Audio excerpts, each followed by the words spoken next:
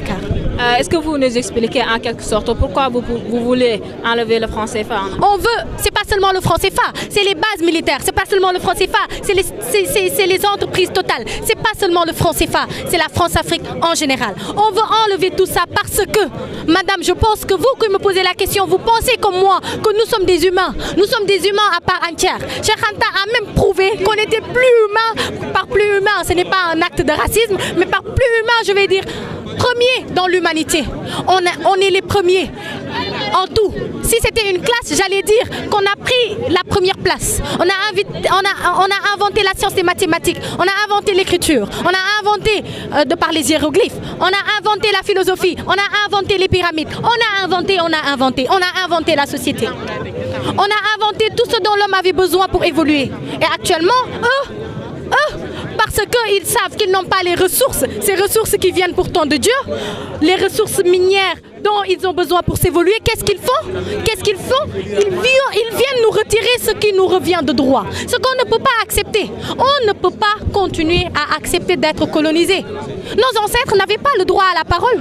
Moi aujourd'hui, je peux me mettre devant 1000 personnes et dire ce que je pense. Nos ancêtres avaient le droit de se taire et de travailler dans les plantations.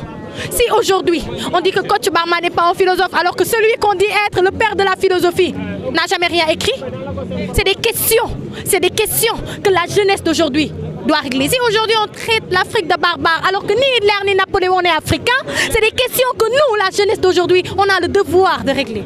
Raison pour laquelle on ne peut pas rester chez nous, on ne peut pas rester à manger et à boire comme ils le veulent, nègre, ventre plein, nègre content, non.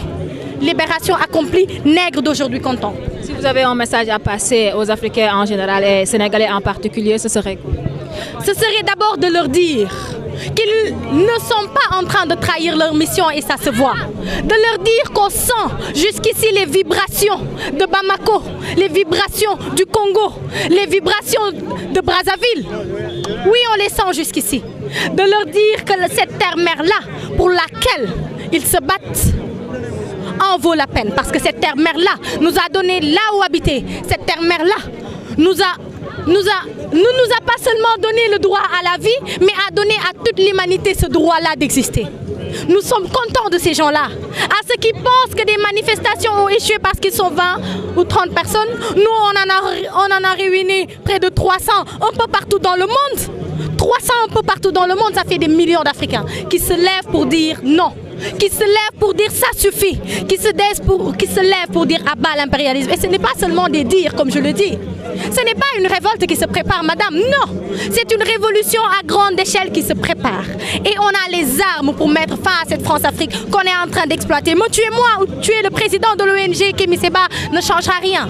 Parce qu'on a créé une jeunesse, vous avez vu ici des gens de tout âge, qui vont et qui sont en train de relever ce défi, qui est la libération de notre peuple.